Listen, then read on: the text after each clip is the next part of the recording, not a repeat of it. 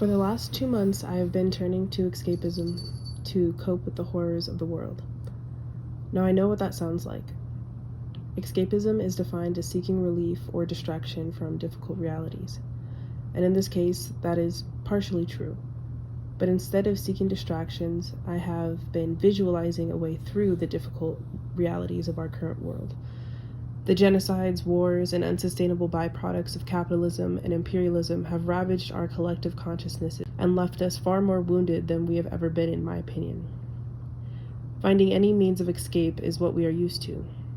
Swiping to the next post, changing the subject to something less serious, practicing willful ignorance in our downtime, and drowning out the plights of those that need us because the burden of fixing it all is too much to bear.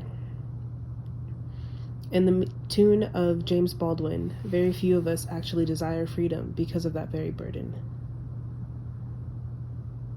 The size of this weight is partially due to our systems crumbling, and the rest is from the conception of the hopeful after place. The place that exists in our dreams where everything is cool, where people are happy and things are fair.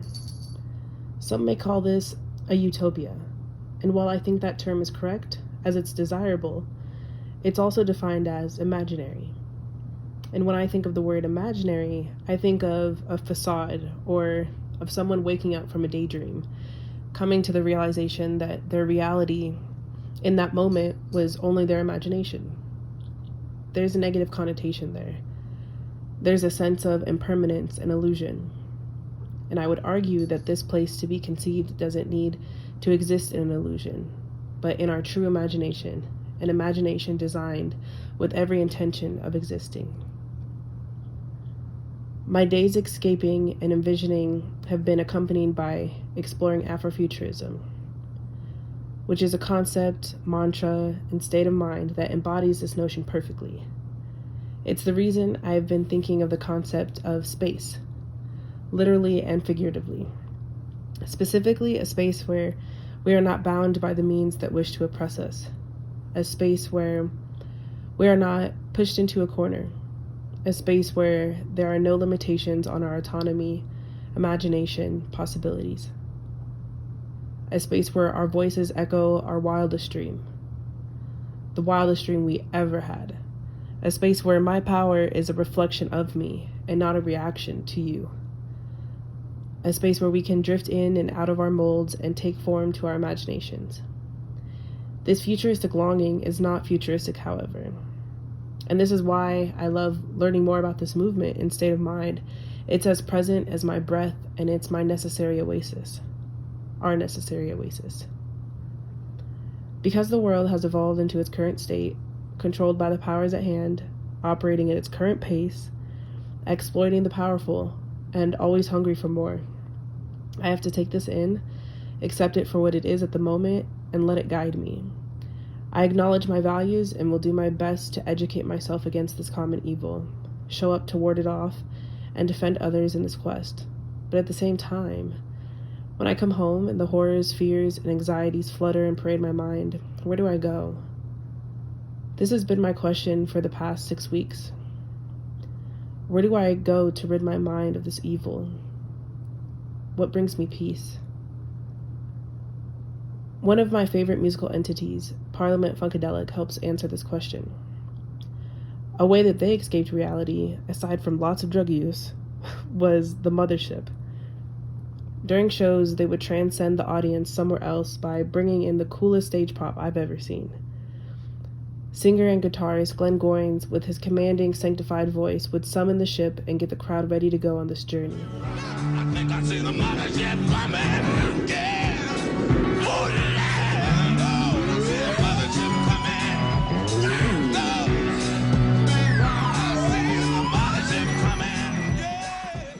As it zipped through the air, the audience would gaze in amazement, cheering and exclaiming their anticipation to see its landing and what would come next.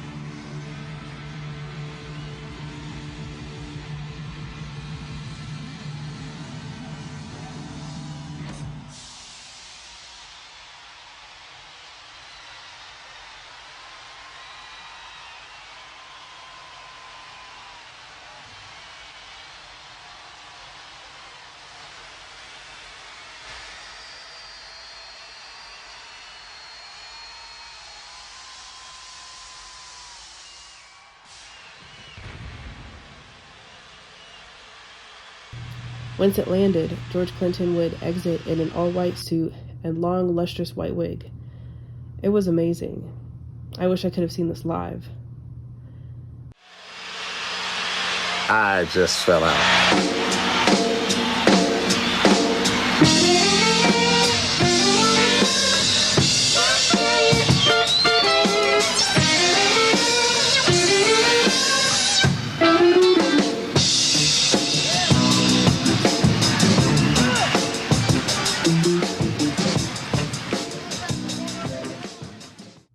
After asked to explain what the mothership was in an interview with Nori, George Clinton gave this answer. The mothership is our mythological vehicle that brought us here from the planet Sirius. I like Sirius. It's called the Dog Star. The Dog You heard Star. the Dogon people? Mm-hmm. African? Well, our myth is that we came in and brought the funk here. Came You know, to the planet to teach the planet the teach funk. the plant how to dance. Yes. How to dance underwater and not get wet. How to be able to dance between the molecules of water. With that takes such rhythm that you can get out of the way within water. Between the molecular structure of, things, that's the rhythm it takes to survive in this world. To be able to get in and out of the bullshit you have to live through. Right. You got to be able to swim through. In order to survive here, you could swim through water and not get wet. That's the rhythm it takes to survive in this world. So the mothership was that Psycho Alpha Disco Beta Bio Aqua Do Loop. That was that formula that you needed to survive. Plus, it was the vehicle to take you back to where you come from and keep the party jumping So are we in the mothership? all the time. God damn! You just have to become aware of it. Yes. It's always there, I wanna but be it in don't work until you You gotta open your eyes. open your eyes and feel that, oh shit, it's been this way all the time. So do I gotta take mescaline? I mean, everything is evolving now. They can do shrooms is legal now. Yeah. You can do a handful of shrooms Didn't you who gave me the shrooms? No, it was our I mean, but there's lots of ways. Dancing, religion, chanting, meditating. There's so many rhythms that takes you there. Right. You have to find out which one works for you. Okay. Some people can do it from just gift of gab. Some people got meditation. So much, They can meditate that way into it. Some people are just inspired with the word. Right. And they may not even live like that, but it comes through you. You ain't got nothing to do with it. Right. I mean, technically, your body has the drugs in it already. All The the endorphins, Yeah, endorphins. dopamines, Yep. and all that shit. All that stuff. If you know how to reach and get it, but when you can't, you light a joint. Funkadelic's drive to remain free and outside limitations is inspiring to me. With that in mind, this is the power of transcendence. It's being able to spark the liberation of one's mind, or rather, the revolution that won't be televised, as described by Jill Scott Heron, which can then transform to physical liberation when people feel emboldened to break real barriers and see beyond the real limitations our society has put on us. This is the action we want to see. This is making decisions throughout your day to move. This is why I feel safe escaping to another reality, because I am using it as an opportunity to imagine the afterplace for us when we are not oppressed. Imagining us without those constraints is how we push through this. It is how visionaries have moved us forward and inspired us through all struggles. It's someone's imagination and audacity to attempt at making it reality. And it's why we're here today. Afrofuturism is only one template for how to explore that, but it is the one that has been keeping me together recently. So thank you, P-Funk, for giving me a vehicle to keep these thoughts safe. So to anyone watching or listening, I want to leave you with this question. What is your vehicle to liberation? And what rhythm will you use to power it?